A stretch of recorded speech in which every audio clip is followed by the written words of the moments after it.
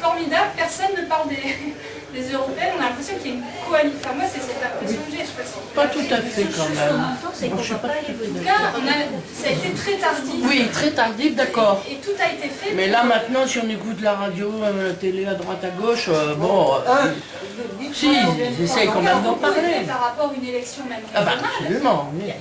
il a fallu attendre la semaine dernière pour commencer à voir les unes des journaux en parler. Bon, il y a un débat quand même qui n'est pas là du tout par rapport à tout ce qui s'est passé et aux responsabilités de l'Europe dans la crise globale, à son incapacité à y répondre.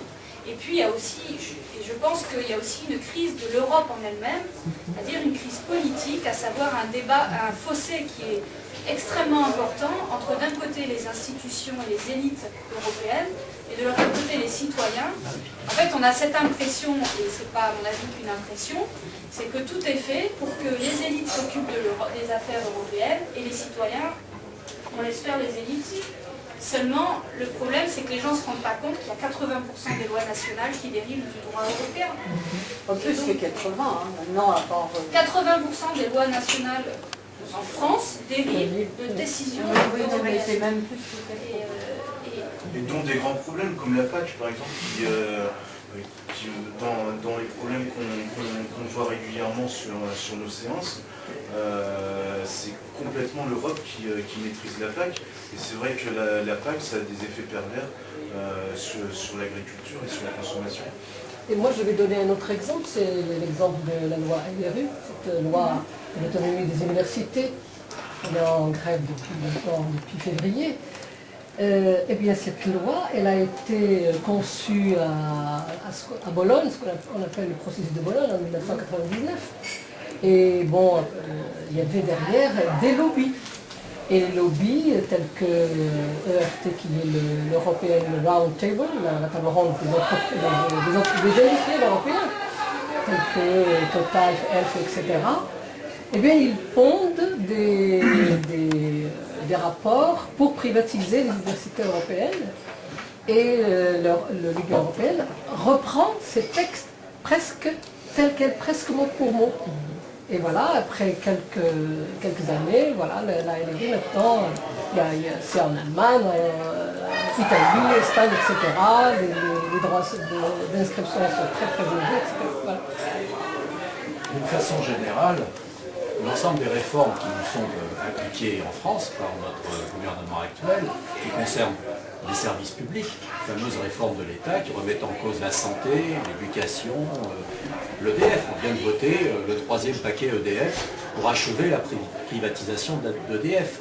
Et ça, c'est une politique. Dans les traités européens, on ne dit pas qu'il faut privatiser, mais on recommande fortement. Et quand je dis recommande, il y a effectivement une commission de recommandation qui se réunit tous les mois et qui donne des bons points aux États, aux gouvernements. Vous avez bien fait ça, vous n'avez pas fait ceci, vous n'avez pas fait cela, vous feriez mieux de faire ceci et cela. Hein. Et cette logique va dans un sens absolument néolibéral qui est de privatiser l'ensemble des services publics, y compris ceux pour lesquels ils nous disaient non, non, on ne touchera pas à la santé ou à l'éducation. Or, ce à quoi on assiste, on est en plein dedans, la santé avec la réforme qu'on nous applique, l'éducation nationale, l'université, on est en plein dedans aussi, EDF, on est en plein dedans, les transports, ça a commencé avec le fret, la poste, et la poste, c'est pareil. Bon, donc c'est la dérégulation générale. Or, on sait très bien que par les expériences qui ont eu lieu ailleurs, en ce qui concerne l'électricité, c'était cité dans le film, je ne reviens pas, la SNCF aussi, mais la Poste, on regarde ce qui s'est passé en Suède, c'est la suppression de tous les bureaux de poste dans les petits villages, et on voit commencer à assister à ça chez nous. Moi j'habite à Lantenay, il y avait une poste à Lantenay, avant il y avait une poste. Hein. À Fleuret, il y a un service réduit. Hein.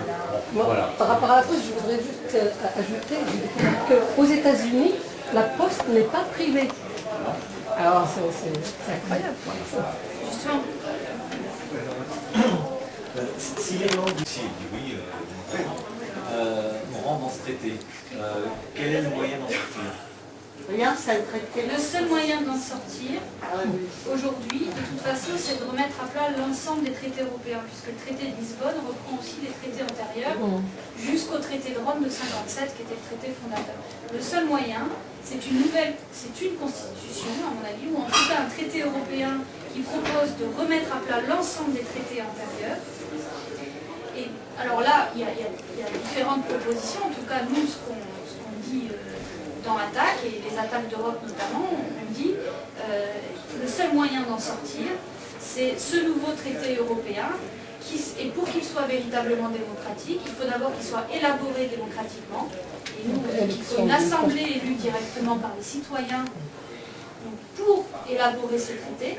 Et ça aurait pu être à l'occasion, par exemple, des élections au Parlement européen. On aurait pu donner le mandat au nouveau Parlement européen de réfléchir et d'élaborer un nouveau traité européen. Et se déclarer constituant. Voilà. Et ensuite, on dit que ce traité-là, il doit être signé, il doit être voté par référendum dans l'ensemble des États membres et qu'on doit respecter les votes de ces référendums dans chaque État membre. Parce que pour que l'ensemble des citoyens se sentent partie prenante et qu'on ne vote pas à leur place un traité, leur traité, parce que le traité c'est une sorte de loi fondamentale pour le reste des décisions européennes. Un traité, c'est immuable. Hein. Et en plus, c'est extraordinaire, parce que moi, j'ai de toute façon, les traités, vous avez des exceptions pour certains pays. Vous n'avez pas d'Europe, hein. Vous avez des trucs différents pour chaque pays. S'il est accepté, c'est ce que je dis, le seul moyen d'en sortir, c'est un nouveau traité qui remplace l'ensemble des traités précédents, qui en fait ressemblerait à une constitution européenne. Voilà. Mais de toute façon, dans tous les cas, un traité européen pour être modifié, il faut l'unanimité des États membres. De toute façon, c'est pour ça que qu'il y ait le mot constitution ou pas, c'est vrai que le mot constitution donnait un caractère symbolique en 2005, mais qu'il y ait le mot constitution ou pas, le traité de Lisbonne ne peut être modifié que par l'ensemble des États membres. Donc ce qu'on va voter, on ne l'a pas voté puisqu'on a, vous avez bien vu le tour de passe-passe, c'est-à-dire qu'on a eu le droit de voter en 2005, puis quand vous votez, c'est les parlementaires, c'est le Congrès, c'est-à-dire le Sénat plus le Parlement. Je ne sais pas si vous avez suivi, mais une bonne partie des votes, notamment du Parti Socialiste et des Verts à l'époque, ont permis à ce traité de passer. Hein. Alors que nous, on a fait toute une campagne pour leur dire, que vous soyez pour le oui ou pour le non, vous ne pouvez pas laisser passer ça. Alors il y a une partie, par ailleurs, il y a une partie des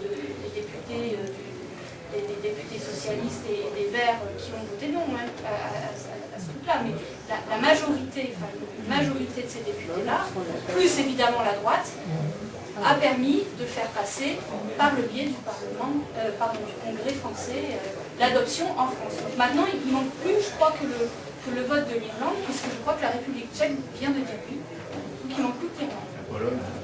Dans la Pologne et du Et à scruter par le Parlement européen, ils sont votés à la fois par les socialistes et la droite. Par le Parti Socialiste. Je veux dire, il y a quand même une interrogation, une expectative. Je veux dire que les gens se désintéressent. On comprend pourquoi ils se désintéressent. Enfin, on a voté non et ça sert strictement à rien. Alors, à quoi sert un bulletin de vote? Je crois qu'il y a cette interrogation en ce moment. Ça c'est vrai, 97% des lois au Parlement européen sont votées à la fois par le PPE, donc Parti populaire européen, c'est-à-dire la droite européenne, Parti socialiste européen, et les Verts. Voilà. Et dans ces 97% de lois, il y a 75 à 80% des directives qui nous arrivent en France et qui sont traduits en droit français. Hein. Et puis moi je vais vous poser une question, est-ce que vous connaissez le grand marché transatlantique? Oui. Ah oui, non, mais qui en a entendu parler dans ces élections européennes? Parce que ça a été voté le 26 mars, tout dernièrement. Et ce qu'on nous promet, c'est-à-dire ce traité de Lisbonne qui n'est pas encore adopté et qu'on nous applique néanmoins déjà au travers des réformes et des lois que nous subissons, on va plus loin parce que maintenant on nous prévoit le grand marché transatlantique, c'est-à-dire avec les Américains.